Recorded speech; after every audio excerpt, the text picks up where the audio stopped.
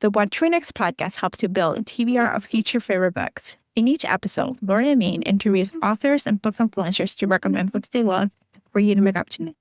If you're an avid reader, always looking for your next favorite read, then this should. Hi, Rachel. Welcome to What to Next podcast. Thank you for having me. I'm so excited to be here. So we're going to chat about hockey romance. So what was your experience with hockey romance? Like, when did you start reading it? Was it something you started reading over sports romance, or was it later in life, discovery? It was definitely one of the first books I read, like getting back into reading. It was Hug Me Secretly by Odette Stone, which I think I would still like it. I mean, I don't know. I read it 20 years ago, but I loved that. And then, I don't know, I just got away from sports romance in general for a while. And then I've read quite a few this winter, and there's so many out, like a couple on my TBR. So I just feel like so many of us are in our hockey era, and I'm living for it. And like we talked about before we started, I don't know anything about hockey in real life, and that's totally fine with me. I'll keep it in my books. But yeah, I don't know. There's just something about a hockey player in a book. Pretty much. Give me a hockey player of some sort, and give me a little bit of hockey, give me a little of this, and just, I don't know. It just works. There's it from here to here, and you can writing my art. Yeah, like it just takes it to the next level. Like there's this here ranking of like sports romance. There's like different sports that are different tier. Hockey is just like all-star tier, like top tier. Absolutely. Yeah. So, all right. So let's chat some recommendations. So talk to us your first book do you recommend us to read or listen? Okay. Oh, yeah. Okay. Actually, it is coming to audio at some point, but my top hockey recommendation is Iced Out by C.E. Ricci. And it was just so good. What drew me to even pick it up was I was seeing people's edits that had ARCs, advanced reader copies for it. And I was like, this looks so good. And I had not previously read a male romance. And so I picked up a different one. My friend recommended it to me. And then once it came out, I was like, I ate it up. I thought it was just so good. They both play hockey, so you get like double. It just so good. It's so spicy. There's lots of hockey in it, and enemies to lovers, which I love. And what else? They're kind of like enemies with benefits. It's just a good time. Love that book. And like I said, it is coming to audio soon. Yeah. It's coming to audio. And you're doing a special edition, right? I am. I can't wait. I'll wait till you guys see the cover. It's so good.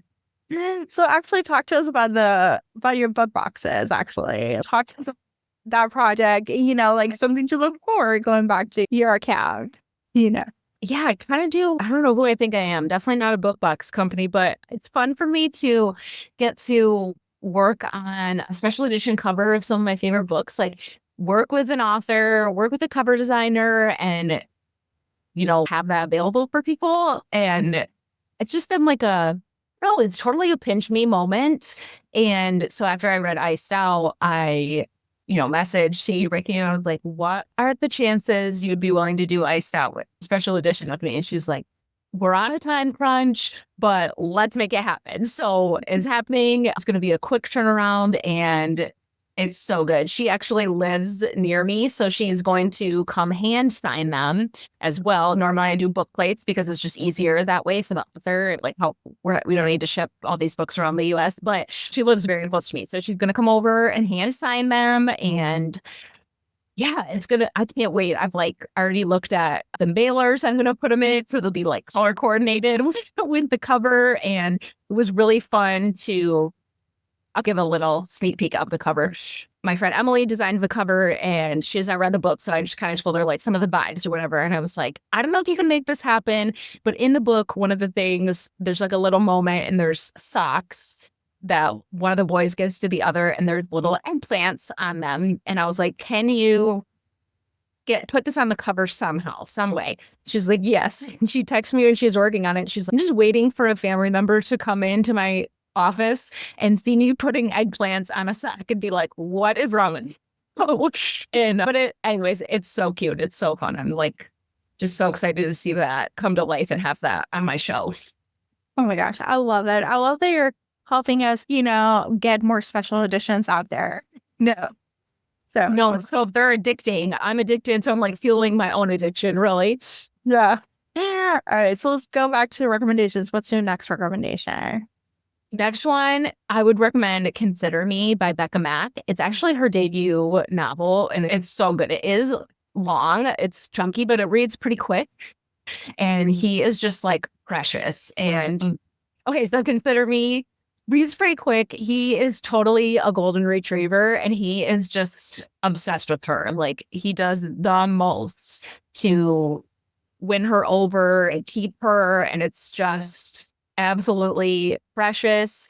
It's NHL, and there is a second book which I haven't read, but I hear that one's even better. It's so good. Definitely spicy, 3.5 on spice, and just adorable. Okay, next one is Powerless by Elsie Silver. And listen, this one is Friends to Lovers. He's the professional hockey player. I hate Friends to Lovers. Actually, pretty passionately. I hate it. And it is so good. I gave it a 15 out of 10, which is like my top score. And I just ate it up. It's so good. I love Elsie's other books in this series, but it can be read as a standalone. And it is phenomenal. I love it. I love when she goes to his games. There's more to it than just hockey. But anyways, it's literally the best Friends to Lovers I've ever read. I agree. I'm not a Friends to Lovers. I told this to Elsie. I was like, I'm not a Friends to Lovers fan. And this was like, took the cake. It had mutual pining. It had mutual crush. They have road trip. They had this idea. I was like, I had to ask Elsie. It was like, how long was this road trip? And it's 12 hours. Oh my God, that's so funny. And I think that's probably part of why I like this Friends to Lovers is because they are secretly pining for each other for a while. And other times in Friends to Lovers, they're just like, they almost just wake up one day and they're like, oh, I think I love him. Like, I think that's what I don't like, but I like that they were secretly pining for a long time. Yeah. So that I took it to the next level. Took it to the next level. It was just like chef's kiss. So I agree. So good. All right. Then the next one is Offsides or Yes, next two are on my TBR, but I've heard nothing but good things. Offside by Avery Keelan. And I don't even know the tropes of that one besides that it's definitely hockey. And Mile High by Liz Tomford. That one I have seen people post like Kindle quotes, and it's getting me like all the way together. So that one is definitely, they're both super high on my TBR, and both of them are thick too. It is about hockey books like being thicker, but I don't hate it at all. yeah, they're a little thicker. I am still reading Mile High.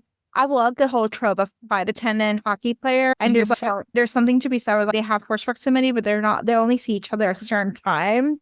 Yes. And she gives them anticipation, I bet. Yeah. Right? Like they're going to see each other. Oh, I love it. And she gives him attitude. He's like an asshole. And she's like, yeah, I'm not going to take this from you. So good. Give it to me. Yes. Grabby hands. Yes. That sounds exactly what I would love. Awesome. Rachel, tell us where you can find you online. Tell us about your blog, your Instagram, TikTok, and all the fun stuff. Okay, so any socials, so if anybody uses Facebook, I guess my Instagram stuff does get pushed there, but Instagram, TikTok are my primary socials. Fit Teacher Rachel, no spaces. And then I do have a blog as well, rachelbaldwin.com, where if I have like a book box coming out, it'll be on there. I do like different like Trope Tuesdays once a month and like different like book blog things, as well as like mom life and stuff on the blog. So it's a longer version of what's on my Instagram and TikTok. I love this. And your spreadsheet is available on your link in the bio. Yes. So thank you, Rachel, for being in the show. Thank you so much for having me. This was a blast. If you enjoyed this podcast, feel free to share with friends, subscribe, rate, and review the show. This is the easiest way to support the podcast. For a list of books mentioned and other romance recommendations, please visit whattoreadnextblog.com.